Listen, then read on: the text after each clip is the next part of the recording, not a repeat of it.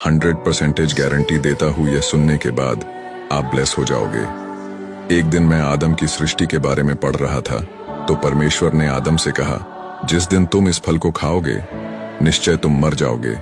लेकिन मैंने परमेश्वर से सवाल किया, आदम के फल खाने के बावजूद भी 930 साल और भी जीवित रहा, तो परमेश्वर अपने आदम को ऐसा क्यों कहा, जिस दिन तुम फल खाओगे उस दिन तुम निश्चय मर जाओगे? और यही सवाल मैं आपको भी पूछूंगा तो आप मुझे उत्तर दोगे, आदम आत्मा में मर गया, लेकिन आत्मा तो मरता ही नहीं है। तो इसका सही जवाब क्या है?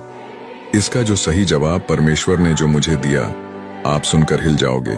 परमेश्वर यह नहीं कह रहा था कि आदम फल खाने के बाद शारीरिक या आत्मिक रूप से मर जाएगा, बल्कि परमेश्वर यह कह रहा था कि जिस दिन तुम फल खाओगे तुम मुझसे अलग हो जाओगे। परमेश्वर उस अलग होने को मरना कह रहा था। और जब हम पाप करते हैं तो हम भी परमेश्वर से अलग हो जाते हैं और यही हमारा मृत्यु है।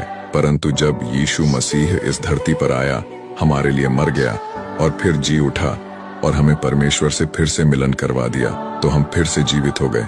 क्योंकि जो कोई भी उस पर विश्वास करते हैं उस पर दंड की आज्ञा नहीं है। क्या आप इस बात पर विश्वास करते हैं कि परमेश्वर ने आपको पाप की मृत्यु से जिलाया है? अगर विश्वास करते हो तो बोलो आमीन, और एक शेयर जरूर करना ताकि दूसरे भी अपने आप को पापी ना समझें।